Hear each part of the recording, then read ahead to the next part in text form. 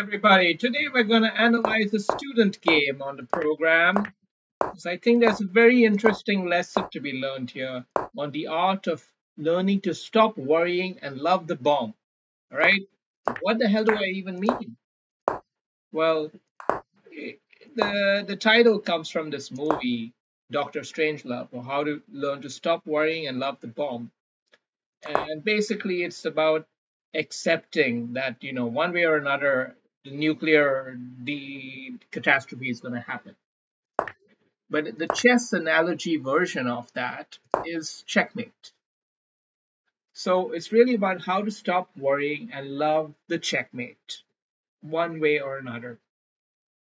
And acceptance of the fate, reality of it, the inevitability of it, allows you to be free and play better.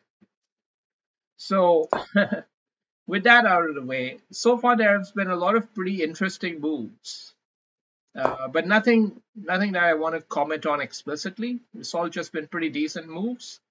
I think over here there's a question mark. Maybe you could even go bishop here already, but I think rook here is pretty strong. And bishop here is nice. Queen back is also nice. Alternative is also queen h5, but I think this is just as good, maybe even better. I don't know. And now you do have to wonder about how you're going to manage this bishop because he's not doing too much, but still there's stuff in the air and you can harass the knight in the meantime. But now he made it double-edged. Now white made it double-edged. A natural reaction here is what do I do? Now my bishop's under attack. I got to do something about the bishop, right? Alternatively, you might think I could go into this double-edged line, sure. But what you got to start looking at is the opportunities that come about whenever a weird move is played. A weird, unexpected move often times has a lot of possibilities that arise from it. So this queen check would have been a great move here to win a rook. But this is natural. This is natural. It's reactive. And this theme you will notice further on in the game as well. The reactivity of the worried player, the worried player. You're worried about your bishop. So now we have a situation where, okay, black has excellent control of the two open files. These are positional trumps. Just this alone is worth half a pawn each. So you're literally +1 up just because you have this kind of sight. But now we got some interesting moves, and again now the queen has come in and it's threatening a kind of shenanigans down here, right? And a natural reactive move is knight here, and I think this is one of the better moves. I think it's a very solid move here, very solid indeed, because you're taking off the one potential threat and maybe even two of them. So I think this is a totally fine outcome, but an alternative could also be knight here. And knight here is part of this whole concept of stop worrying about the shed and learn to love the bomb.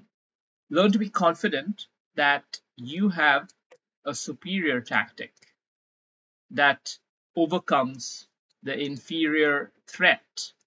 Your opponents will throw threats at you when they're desperate. And sometimes you have to learn which ones to ignore. And learning to ignore is part of becoming a better player. Reacting is decent. It's good to react effectively.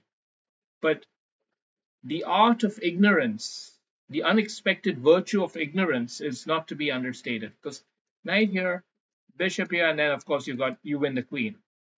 So this move in itself is forcing a reaction from your opponent by ignoring his primary threat. But the game has gone in such a way, and I think this is totally a fine position and totally great situation. Right here, this is a dream position. A dream position. We got a knight on the edge of the board and rooks ready to swoop in. However, a mistake was made, and this is the mistake we want to highlight because it changed the game. It changed the game in one fell swoop. And what is a mistake really? It's a mistake of reaction. It's a mistake of being overly vigilant about something which is irrelevant in the long run. You should instead focus on your own attack. Stop worrying and love your own bomb. Your own bomb, bro. So, yeah, that's part of the skill of becoming better is knowing when to ignore frivolous shit. Because this is frivolous shit. What's it gonna do there? It's nothing. So even if he didn't have this fork, this is not such a great move because it's allowing him to, encouraging him to place his knight in a better position. It's like saying, sir, your knight is doing nothing here. Don't you want to get him to a better square? You know. So now here's the situation. And now how do you play in such a position? You gotta try to keep your rook on the board. Trading rooks is not good here because he has 2 rooks and you have 1.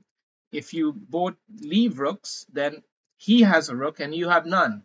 And a rook is a valuable piece on an endgame because it can travel very far and just be very destructive. A knight has to really work for his pawns. It's a real slog.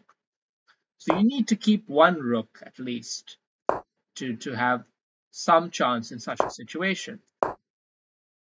And now, very interestingly over here, there is some possibility for black to try to hold on, because you can get into the so-called drawing net, if you will. You can play a move like g5, maybe capture, maybe the rook comes here, heightening the pressure on the side, but you'll always have f6 defending the knight. You need to play g5 first, because if you don't, then he can play g5, and then you can't get f6. If you play g5 and then you play f6, you can hold a knight in the center, an outpost in the center of the board that can keep the position held together somehow. You can try to make it difficult for your opponent to win. Don't help the opponent get on with the game. Make them have to be creative, to search for some creative way to get the rook in here and try to do some shit. Make them work hard, and that will give you opportunities unexpectedly as well. So that was an idea which was missed over here. And then, of course, the rook trade, as mentioned before, is not the ideal situation. Maybe you thought there could be a fork here, but it's not to be until you move, and after you move out of the pin, it's anyway too late. So, yeah, understandable. But even here, there could be some hope. It's just, it's not easy. It's not easy in such a situation. Here, I would say the king maybe is better off here, just to prevent entry from the rook in the back. You know, from the back, the rook could be pretty lethal. So I would try to hold on here, but it's a lost game for sure anyway. All right, so that's about it, and then the game ended. So, but all in all, a pretty good game, and nothing much to comment on that. Then we had this other game which I can make a quick commentary on because it was pretty fluent. What I especially liked was this move here. This is a pro move. It's a pro move because you are confident that, yeah, you can win it back. You can win it back. Easily you will win it back. And that confidence is great to see in action. A lot of people know it in theory, but it's another thing to deliver it in action. Lovely check here. Excellent moves so far. Lovely slow build of the pressure. And now, with no direct, it is so tempting to just, let's just finish it all off. But it doesn't do anything for you. And this is a very nice move. Nothing else to do but just slowly develop. You develop the rooks, triple up the rooks here, and then, you know, now when he falls into this trap, of course, a classic finish here where you get the fork, the skewer or whatever, and it looks like the computer the opponent abandoned the game. That's very unfortunate for you to have had to witness that. But this is how chess players are, especially on the internet. So it's a big problem. It's a big problem, and I personally think you need to give a thumbs down at least to the player. Like, was there a good sport or bad sport? I say it was a bad sport.